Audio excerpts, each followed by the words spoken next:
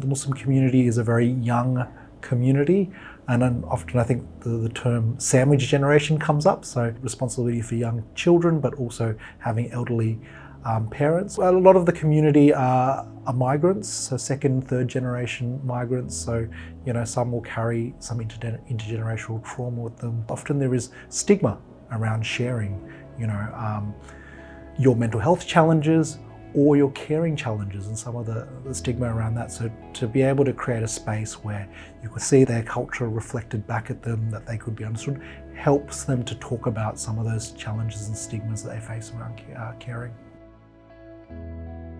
My name is Ayman Islam. I'm the Executive Officer for the Centre for Muslim Wellbeing. We are a not-for-profit that is focused on health promotion and stigma reduction and improving mental health literacy, mainly for Muslim communities, but also diverse communities.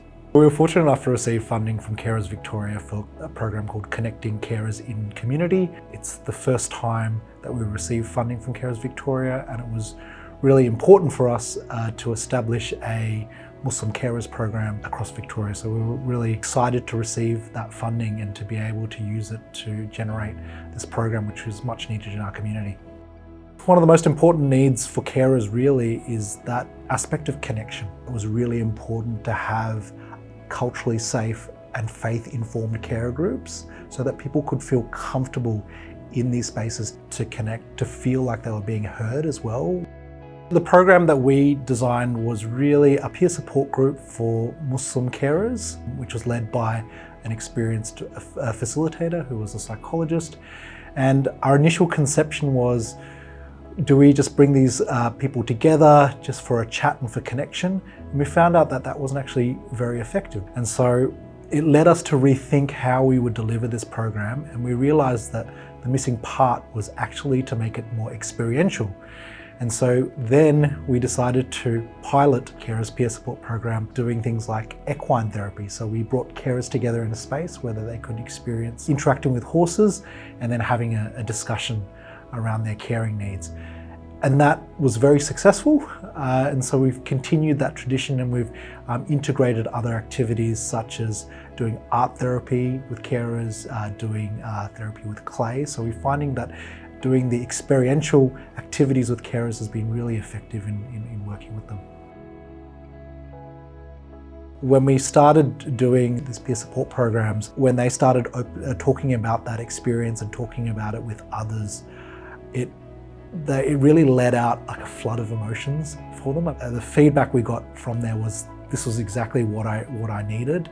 I'd felt I'd been keeping this in this whole time, or I'd been keeping it within myself, but to be able to share this with others, I just feel a little bit more energized now. So they didn't even realize that through the act of caring that they'd actually been run down, and they weren't aware how run down they were and that they needed to be re-energized. And the fact that they were able to talk with others and other people could recognize the same experience was really re-energizing for them. And they subsequently have developed a WhatsApp group, and so now they're connected beyond the groups as well, and so that they can each receive support outside of it. I don't think our project would have been possible without the funding. The support that we received from Carers Victoria was amazing. We were able to reach out to the team there, and they were able to help us out throughout the program. The support that you got through the process of delivering the program, I think, was really, really important. So you could always reach out and clarify things, receive support, assistance immediately. That was really, really useful, I think, from a Carers Victoria end, and also creating that community of practice. So I think it's really important that carer groups are more connected with each other, whether they're from the multicultural space or not. I think, that caring responsibility is universal. And so it was really important to, I think it was great to have that connection with other carer groups, but also the support of Carers Victoria.